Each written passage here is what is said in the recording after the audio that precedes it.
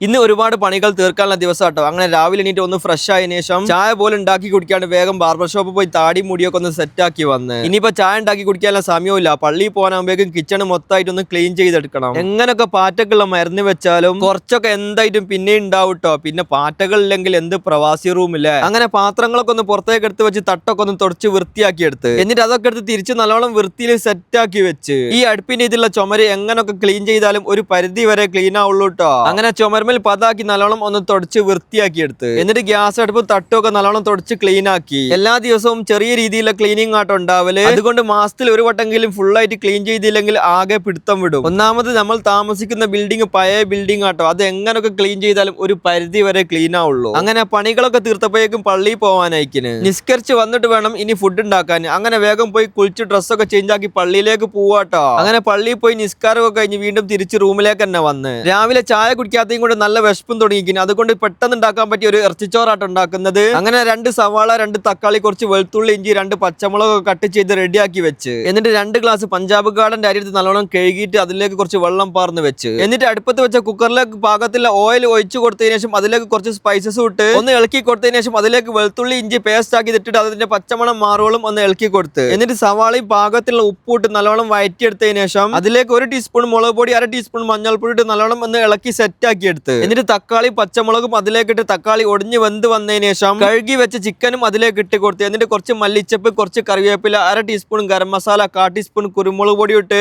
നല്ലോണം ഇളക്കി സെറ്റ് ആക്കിയതിനു ശേഷം 1 ഗ്ലാസ് അരിക്ക് 1.5 ഗ്ലാസ് വെള്ളം എന്ന ലെവലിൽ അതിലേക്ക് ഒഴിച്ചു കൊടുത്ത് വെള്ളം തളിച്ച് വന്നതിന് ശേഷം കുറച്ച് നാരങ്ങനീരും അതിലേക്ക് ഒഴിച്ച് കഴുകി വെച്ച അരിയും അതിലേക്ക് ഇട്ട് കൊടുത്ത് എന്നിട്ട് ഒന്ന് ഇളക്കി കൊടുത്തിട്ട് ഉപ്പൊക്കെ പാകത്തിന് ഉണ്ടോ എന്ന് നോക്കിയതിനു ശേഷം കുക്കറിന്റെ മൂടി അടിച്ചു വെച്ചിട്ട് മീഡിയം ഫ്ലെയിമിൽ 2 വിസിൽ അടിച്ചതിന് ശേഷം ഗ്യാസ് അവിടെ ഓഫ് ആക്കി വെച്ച് ഇനി കുറച്ച് സമയം അങ്ങനെ ഇരിക്കട്ടെ. എന്നിട്ട് വേഗം പോയി വാഷിംഗ് മെഷീനിൽ കുറച്ച് സോപ്പും പൊടി ഇട്ട് ഡ്രസ്സൊക്കെ എടുത്ത് കൊണ്ടുവന്ന് അതിലേക്ക് അൽക്കാൻ ഇട്ട് കൊടുത്ത് അപ്പോഴേക്ക് കുക്കറിൽ ആവിയൊക്കെ പോയിക്കുന്നു. മൂടി തുറന്നപ്പോഴേക്കും നല്ലൊരു സ്മെല്ലാട്ടോ വന്നത്. നല്ല വിശപ്പുണ്ട്. അങ്ങനെ കുറച്ച് റൈസും 2 കഷ്ണം പീസൊക്കെ പ്ലേറ്റിലേക്ക് അങ്ങോട്ടിട്ട് അവിടെ തന്നെ ഇരുന്ന് കഴിച്ചപ്പം എന്റെ ചെങ്ങായിമാരെ അടിപൊളിയാട്ടോ. മസ്റ്റ് ട്രൈ ആണ്. പിന്നെ വീഡിയോ ഇഷ്ടപ്പെട്ടാൽ ഒരു ലൈക്കും ഷെയറും ചെയ്യാൻ മറക്കല്ലേ.